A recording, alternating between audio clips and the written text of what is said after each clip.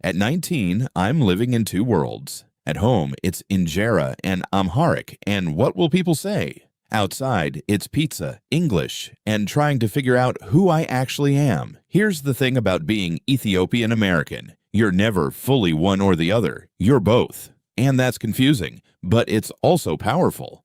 Let's be real. The pressure is real. Nearly half of Ethiopian American young adults experience depression symptoms above clinical thresholds. And anxiety? Over 57% of us deal with it. Fear of failure? That's the biggest one. The research shows it's 9 times more likely to cause depression in our community. But here's what nobody says out loud. In our culture, mental health struggles are often seen as weakness or even something supernatural, so we suffer in silence. Speaking up? That feels like betraying your family.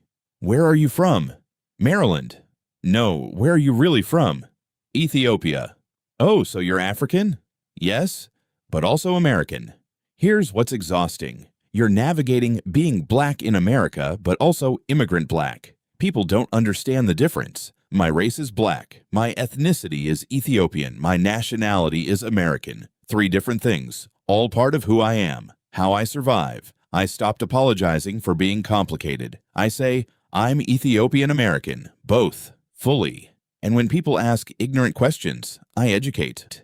You don't speak Amharic perfectly. You're not Ethiopian enough. You don't know every cultural custom. You're not Ethiopian enough. Your parents have an accent and you used to be embarrassed. You're not Ethiopian enough. We've all been there. But here's the truth. Our parents left everything behind so we could have choices. That doesn't mean we have to choose what they choose. It means we get to build something new. How I survive? I stopped measuring myself against an impossible standard. I practice my Amharic without shame.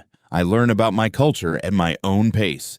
And I remind myself, being diaspora is a valid identity. I'm not less Ethiopian. I'm Ethiopian in a different way. A country with 3,000 years of history. A culture that survived war, famine, and everything in between. Being 19 and Ethiopian American isn't a crisis. It's an opportunity. You get to be a bridge. You get to carry ancient culture into a new world. And you get to decide what that looks like. Drop a comment below. Subscribe if you want more real talks about Ethiopian American life. And to everyone feeling stuck, you're not alone.